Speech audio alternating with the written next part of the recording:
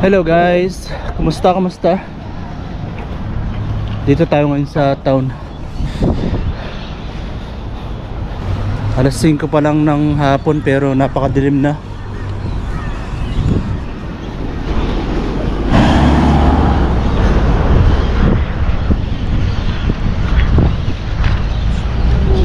Dito tayo ngayon sa Woolies, bibili tayo ng luya. Magtitinola ako ngayon napansin ko na wala na pala luya. Tapos titingnan ko rin yung sinasabi ng isang kabayan na meron na daw mga Filipino product dito, mga dilata, ketchup. Dati kasi wala pa dito sa Woolworths. Yan, Woolworths, Big W.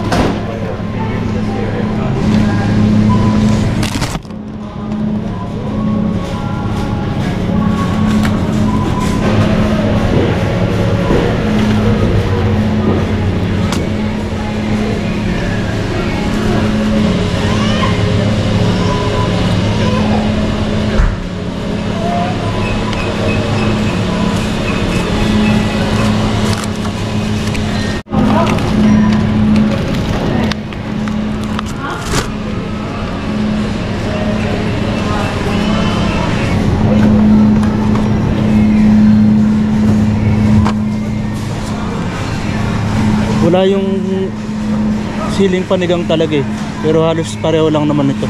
Yung ginawa natin, green cayenne chili, lalagay natin sa tinola.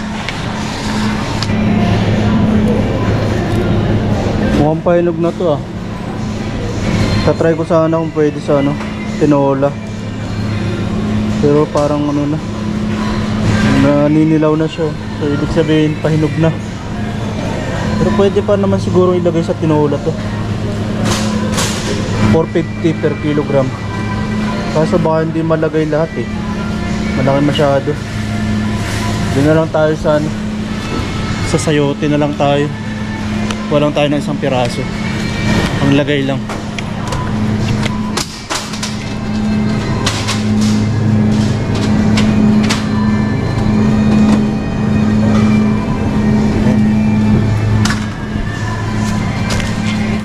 So guys, nandito na tayo sa may Asian section. And then may tamis anghang UFC, $2.60. Tapos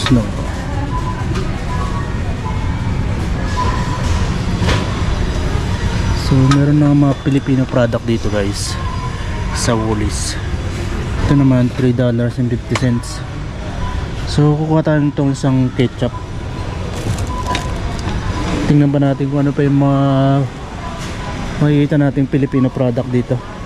Mga dilata sana kung meron ayun pang spaghetti sauce Del Monte. Kaso nga lang wala mga kaya yung mga dilata.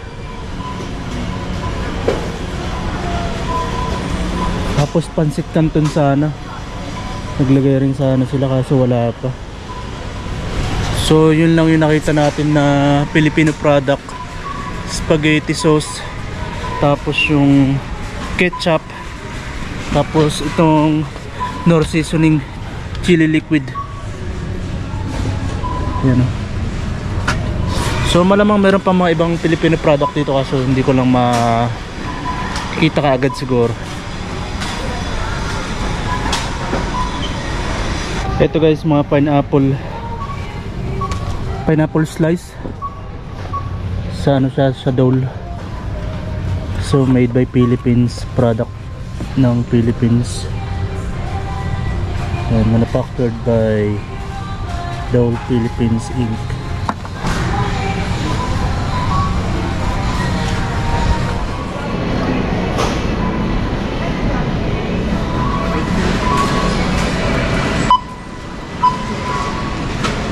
Your Everyday Rewards card has been added. Follow the PIN pad prompts to finalize your payment.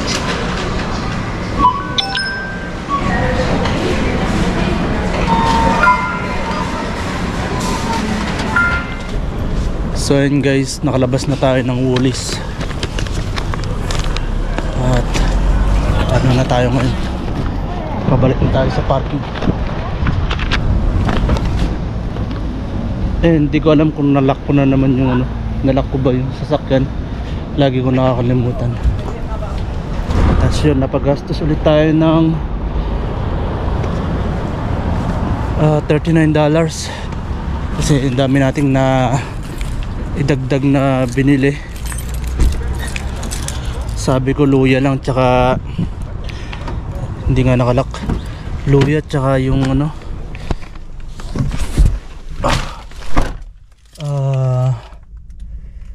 ano ba yung sinabi ko kanina? Basta yung luya tsaka yung pang ano nga sa tinola.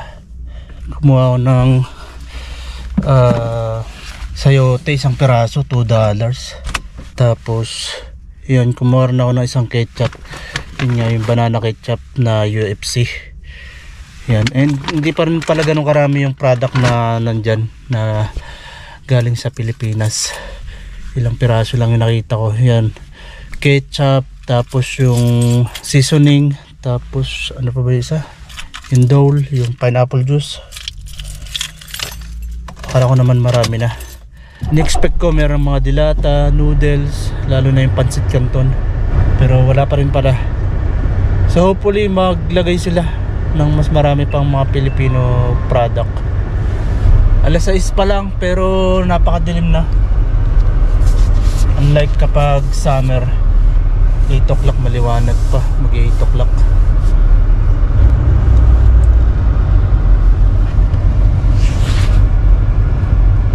So ayan guys, paluto na yung tinola.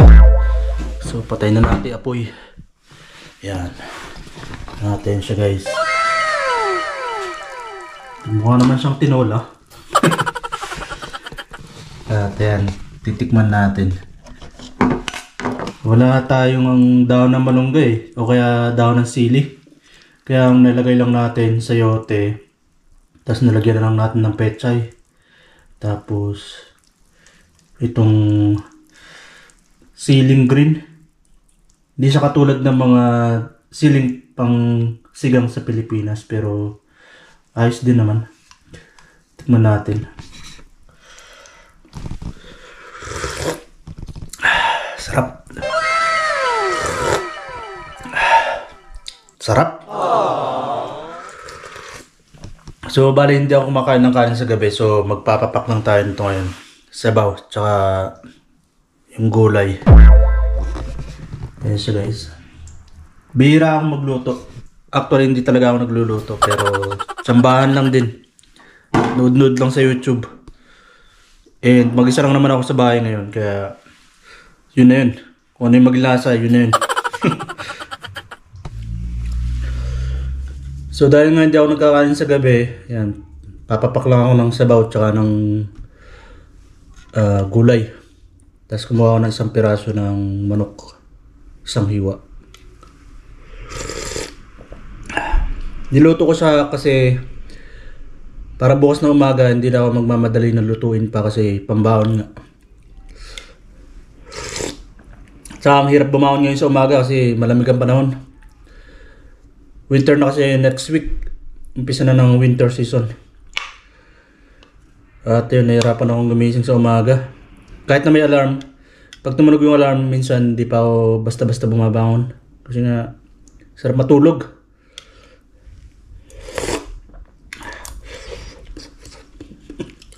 And then nga, mag-isa na ako dito sa bahay, kaya sariling luto, sariling sikap sa pagluluto kahit na hindi marunong. makasurvive lang.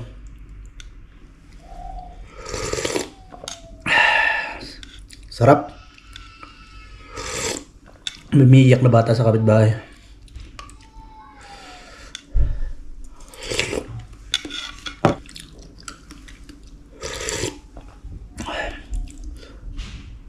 Bali, wala rin pala akong ginamit na patis. Ang ginamit ko lang na pampalat is yung asin. Kasi alam ko madalas ginagamit patis sa pagluluto ng tinola, pero walang available na patis. Yun yung nakalimutan kong bilhin. Hindi ako napagtingin kung meron doon sa Woolies kanina. Pero last time kasi bumili ko sa Filipino store dito sa malapit kay ate. Kaso sarado na yun pagka ganong oras yung punta ko kanina sa Woolies. And baka matatanong ninyo sa comment kung bakit mag-isa na ako dito sa bahay.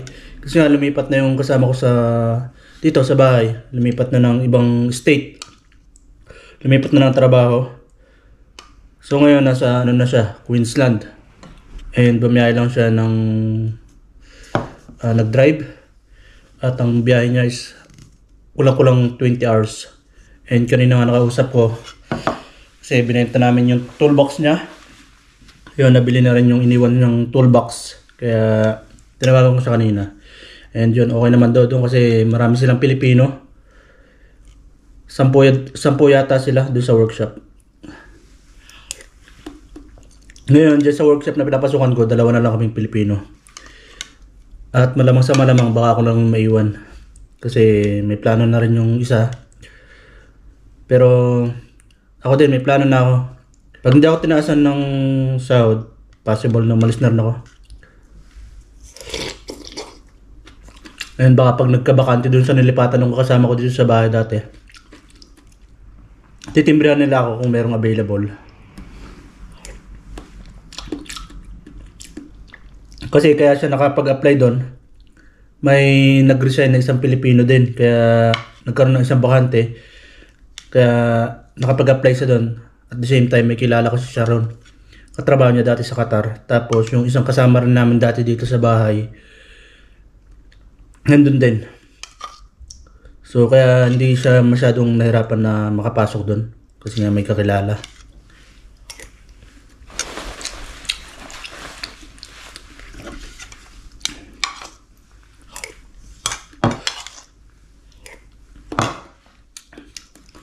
Sarap. Tinolang manok.